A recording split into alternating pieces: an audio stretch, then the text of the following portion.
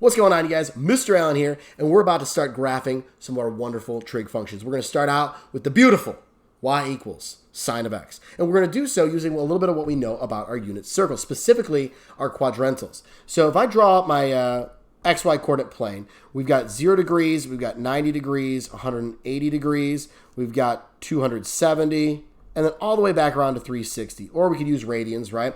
0, pi over 2, pi, 3 pi over 2, and then 2 pi. Well, what are my sine values at those spots? It's always my y value, right? So my y value in the first spot there at 0 is going to be 0. And then at 90, we know it's going to be 1. Over at 180, we're back down to 0. At 270, our y value is -1. And then all the way back around to 360, it's going to be 0 again. So we could actually use these all as like ordered pairs, okay? So at 0 degrees, I know my graph is at 0, okay? At 90 degrees, it's at 1. So how about we label some of these here? We got 1, 2, -1, -2. Why don't we call this right here 90 degrees, 180 degrees, 270 degrees, and then we'll stop at 360 for right now. All right, so at 90 degrees, we said the value was 1, so it's up here. Then at 180, it's back at 0, so it's chilling right here, right, on the on that x-axis. And then at 270, we said it was at -1. And then at 360, we're back up at 0. What if I reverse that? What if I did -90 degrees? Well, -90 would be right here, right? So that'd be at -1.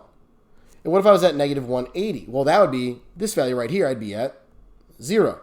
-270, I'd be up here at +1, right? I'm just rotating back around. So I end up with this, like, it keeps changing here. And it's actually very curvy to it, okay? We could plug in a whole bunch more values, but I'm going to keep it rather simple for this one here. So what's going to happen here is I'm going to start at 0, 0, and we're going to go up. It's going to curve and then curve back down, connect to this guy here, and up to here. This is what's called one period of this periodic function. It repeats itself, okay? So what I'm going to do now is in dashed, I'm going to go backtrack and back on up, and this is going to come back down. Here, it'll do the same kind of dealio, and I can just pretty much just start copying.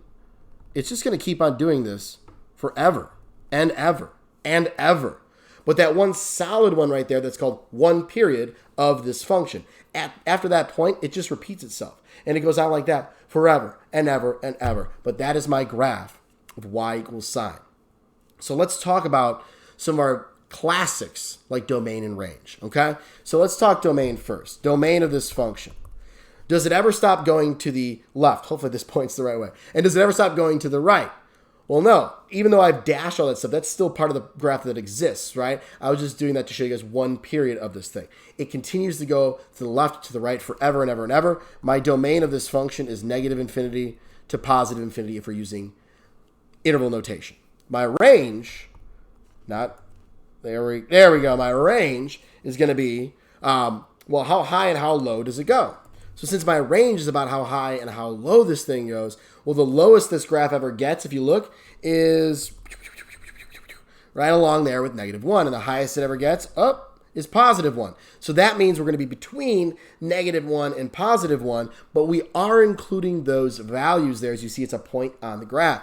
So I will be from -1 to +1 if we're using interval notation. My preferred method for these types of graphs is interval notation. So there we go. -1 to +1 for my range, -infinity to +infinity for my domain. That's awesome. I think that's all we really need for this right now. And then we'll get more complicated as we go through transformations and things like that. Ooh, it's going to be dope.